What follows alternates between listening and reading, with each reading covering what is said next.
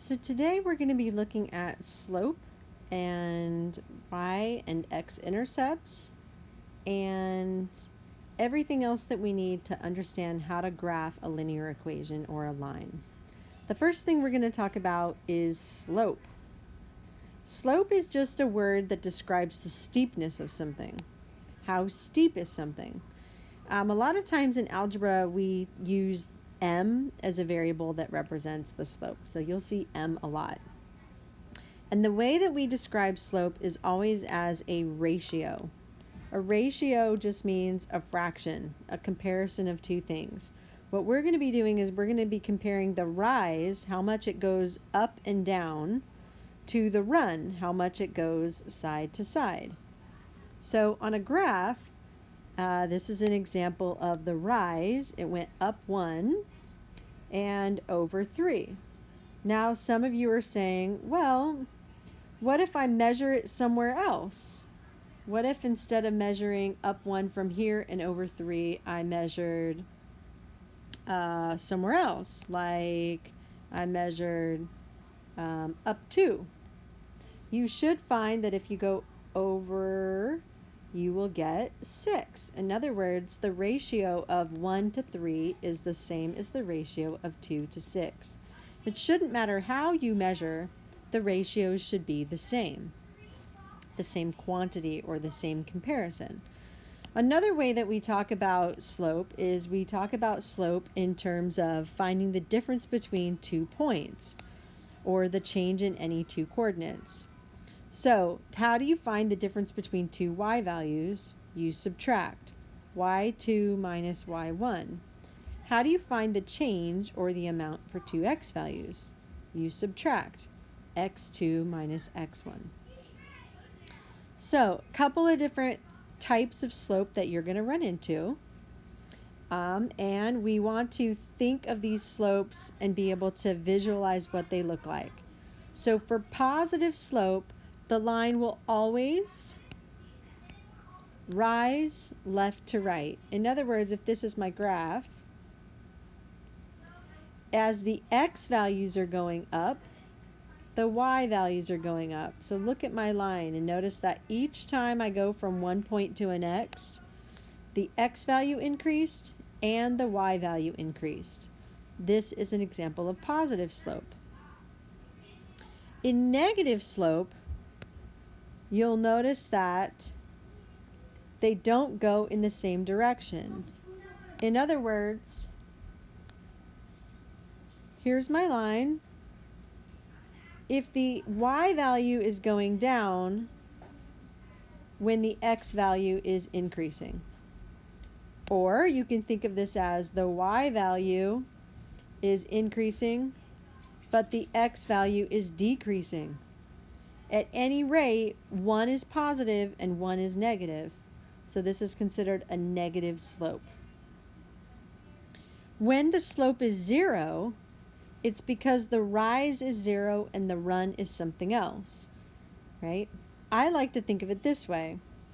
If I was a skier going skiing and this was the hill I was on, right? This is me.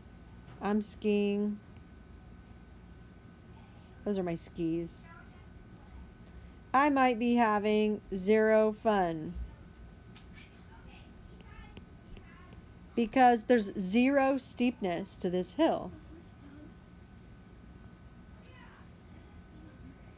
The other line that we're going to be looking at is a vertical line. A vertical line has what's called an undefined slope. And the reason why this is undefined is because look where the 0 is. When the 0 is in the denominator of a fraction, we say that this is undefined. Now let's go back to our example of the skier. Imagine now that the hill goes this way. Here's the skier.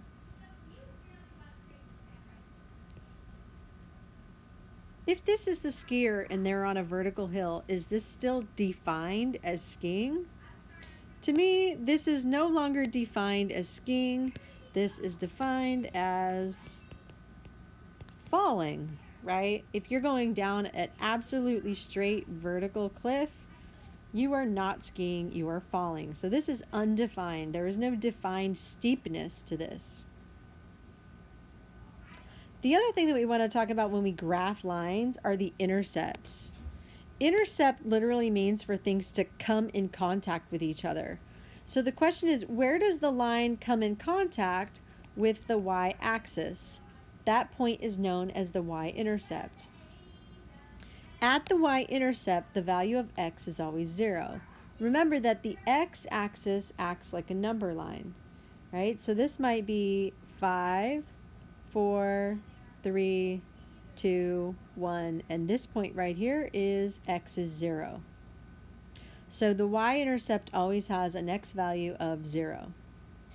At the x-intercept, we go the opposite way.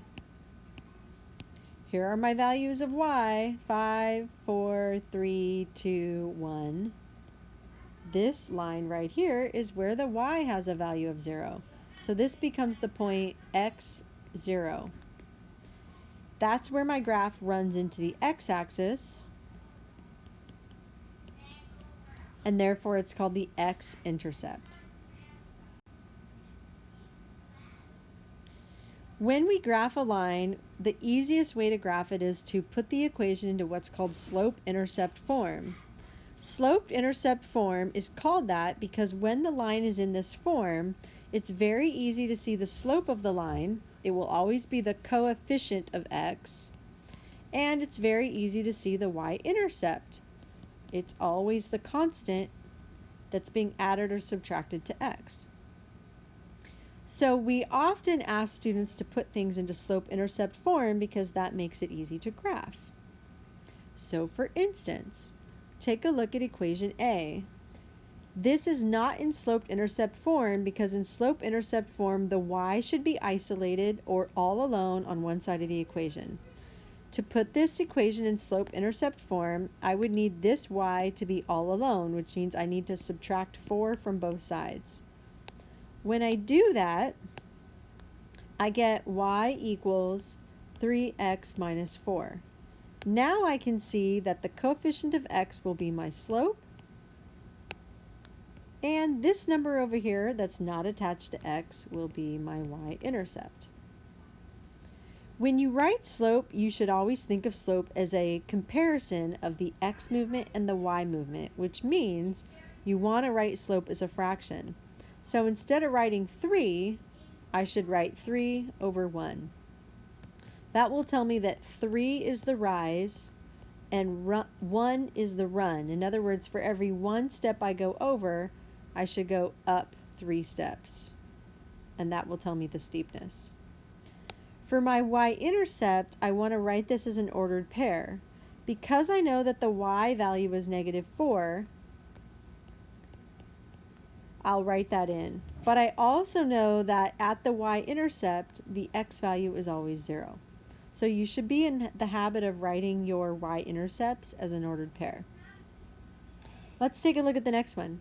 The next one is not quite in slope-intercept form.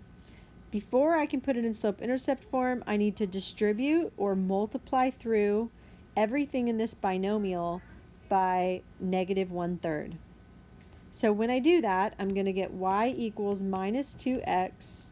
A negative times a negative is a positive. And I'm just going to write 4 times a third as 4/3. So now that it's in slope-intercept form, the coefficient of x becomes the slope, and the constant at the end becomes the y-intercept. And notice that both times I took the sign with the number. So for instance, this is a -4. I took the sign in front. This is a positive 4/3. So just like we did last time, we're going to write the slope as a fraction. That tells me that the rise is actually a fall, a down 2, run over 1. And my y-intercept is the point 0.04. All right, how about the next one? The next one might be a little bit tricky. We're looking at example C, and we might say y equals 3 is not in slope-intercept form, but it actually is. It's actually 0 times x plus 3. If you put it in slope-intercept form, you'll notice that the slope is 0, and the y-intercept is 3. So how do you write the slope as a fraction? Well, you don't really have to in this case because the slope is 0. We just have to remember that when the slope is 0, that's a horizontal line. For our y-intercept, we're going to write it the same way we wrote all the other ones. We're going to write it as 0, 3. All right, last one, and this one's one of the trickiest ones because it requires the most work.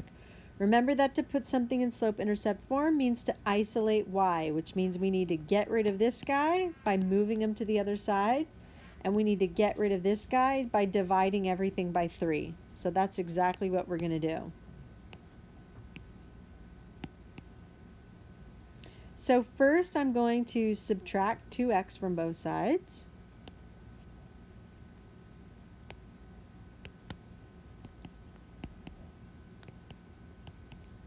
These go away. Those cancel.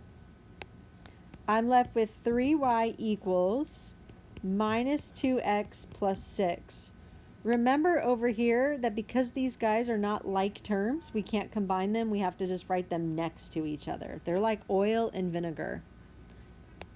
All right, the next thing we want to do is get rid of the 3 in front of the y, so we're going to divide everything by 3. Sometimes I see students doing stuff like this. They'll say, oh, divide everything by 3. I think that's a bad habit to get into, and I'll tell you why. Students forget to distribute the divide by 3, and they don't divide both parts by 3. So one habit that you should get into that will keep you from doing that bad habit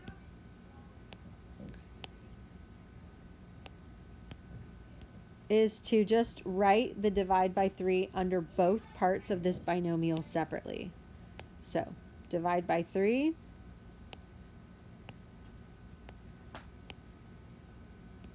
Oops. We fixed that really quick. Let's try that again. Divide by 3, divide by 3.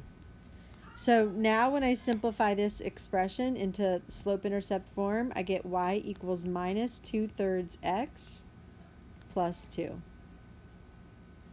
So now that it's in slope-intercept form, it should be easy to see that this guy right here is the slope, and it's already a fraction.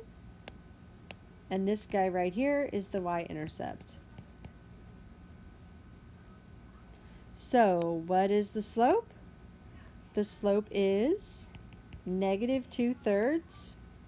I always like to stick the negative with the numerator, because what that means to me is that I'm going down 2, and then I always go to the right. That keeps me from making mistakes. I always, if it's negative slope, I always make the negative become the down, and then I always go to the right. Think of going to the right as the same thing that you do when you're reading. We always read from left to right.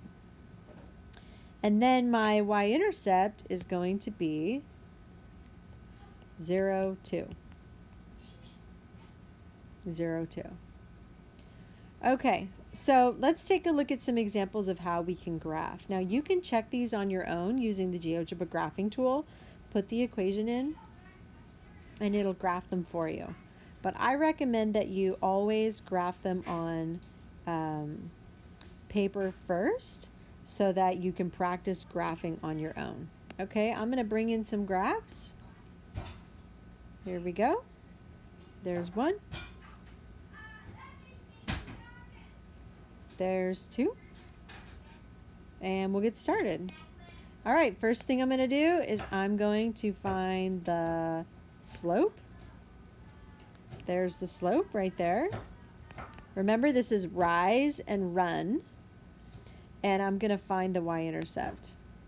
And the y-intercept is right here. When you graph a line that's y equals mx plus b, The B always tells you where to begin. That means I should begin by graphing the y-intercept, 0, 3. The next thing that you should do is you should follow the M. The M tells you how to move. In other words, it tells you how much rise and how much run to get to the next point. So I'm supposed to run up 3 and run over 2. That's my next point right there. All right?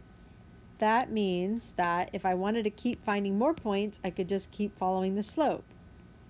Rise 3, run 2. Rise 3, run 2. All right, and there's my line. Now, how do we find the y-intercept? The y-intercept was in the equation. How do we find the x-intercept? We're looking for where the line crosses the x-axis. If you wanted to solve for the x-intercept algebraically, remember the x-intercept is the place where y is 0. You could plug y equals 0 into your equation, and you could solve for x.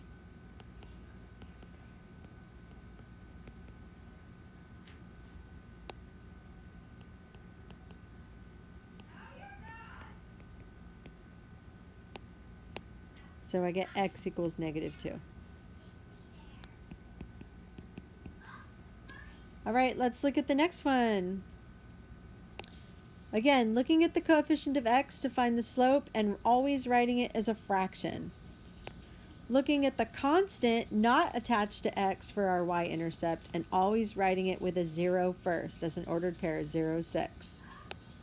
All right, and then we'll go back and we'll look at the rules. The rules say we should start with B. That's where we begin. We always begin by plotting the y-intercept. So I plot 0, -6. And then I'm going to follow the slope. That tells me how to move. The slope says that I should be going down 3 and over 1. Down 3 and over 1. So you can see the pattern, and you can replicate that pattern here, down 3 and over 1, to find points going backward if you want to.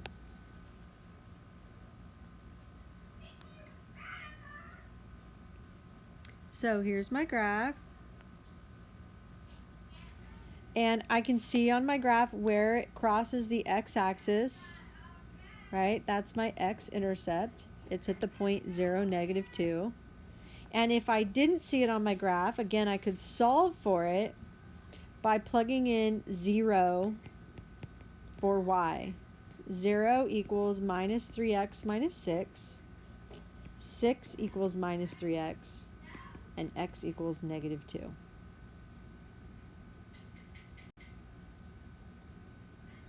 All right, we've got 2 more that we need to look at, and we want to put these in slope-intercept form. So I'm going to have you guys do C and D on your own, and then check the answer with the posted answer key. Let's look at example number 4. Here's our equation. The most important thing about this equation is that we recognize that it's already in slope-intercept form. This is the slope. In a word problem, slope is just the rate at which something is changing. This guy over here is the y-intercept. That doesn't make a lot of sense in a word problem, but what we really mean is this is the value of y, or in this case, h of t, when t equals 0. In other words, no time has passed. We're solving for the elevation when no time has passed. So it's giving us the value when t is 0, right? That's what y-intercept means. It means x, or t in this case, is 0. It's giving us the value before any time has passed. So our slope in this case is 650 over 1. The y value in this case is the elevation, And the t value in this case is the time in minutes. So what we're learning is that the submarine is gaining 650 feet of elevation every minute. And our y-intercept of 0, negative 13,000 means that when time equals 0, the elevation is negative 13,000. Essentially, it's telling us what is the depth of the ocean where that submarine is, because it says he's on the ocean floor. Okay, so how about domain and range? Well, domain is what are the values I can plug into this? What are the values you can plug in for the time? Could you find the time when it equals 10 minutes? Or 100 minutes? Or how about negative 6 minutes? Well, there's no such thing as negative 6 minutes. So for now, we'll start with the time has to be greater than or equal to 0. And we can narrow that down because obviously the submarine is not going to fly out of the ocean and go up into the sky and gain elevation at the sky. So what do we know about the time? We know at some point he reaches the surface and time stops, and we can figure that one out later for the maximum value of our domain. How about for the range? Which y values can the submarine take on? Well, in this case, it's the elevation of the submarine. We know that the lowest elevation he's going to be at is on the ocean floor. And then at some point he's going to ascend and ascend and ascend and reach sea level. Well, what's the elevation at sea level?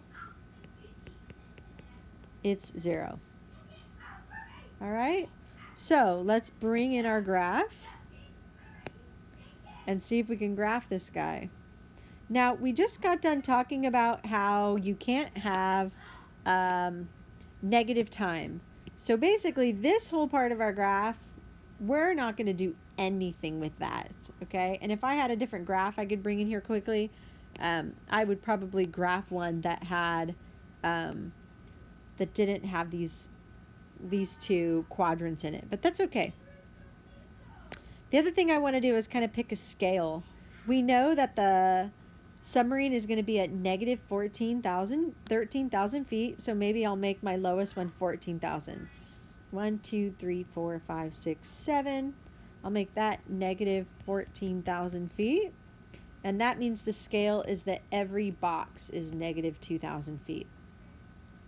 The second thing that I want to do is I want to make my scale for my x value.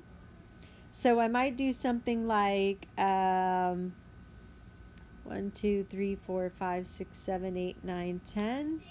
Maybe I'll make this guy over here like 20 minutes and 10 minutes. And maybe every box is 2 minutes. Okay? So now I might make a table so that I could plot some points. So you could do this too, right? Make a table. When it's been 1 minute, what is the elevation of the submarine? So that would be 13,000 plus he's gained 650 feet in elevation, right? So I would grab my calculator and I would say, all right, if you're at 13,000 and you gain 650 feet in 1 minute, now your elevation is negative 12,350. Okay, well, how about if you're at 2 minutes?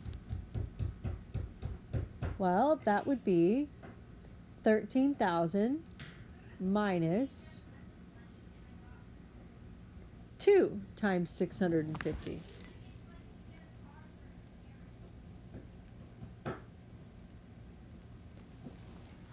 So now the submarine would be at negative 11,700. So essentially what I'm doing is I'm kind of plotting these points and I'm seeing where it's going to be at. And for this graph, I'm going to kind of have to estimate where it's at. So he's here at 0 time and he's kind of gaining a little bit and a little bit more. And I'm going to continue to plot these points until I have my whole line. Okay. So how did I know that it was going to go through this point, 20? Well, I made my table ahead of time, and I found out that 20 minutes in, this was going to be 0. So that takes me back to my domain. Not only do I know that t is going to be greater than 0, I also know that t is going to be less than or equal to 20. Because once 20 minutes have gone by, he's at the surface of the ocean, and he's not going to keep gaining elevation. So now we want to go back into the problem, and I'm going to have you answer these 2 questions. In your own words, interpret the slope of this problem in context. In context means you're using the language of the problem in real words in English. For each minute, the height changes by, or the rate of the submarine is. Same thing with the y-intercept, use context. The y-intercept in this case means when the time is 0, blah, blah, blah, blah, blah. All right, so that's what you guys are going to work on. To finish up your notes, check your answers with the key, and then do the assignment for tonight.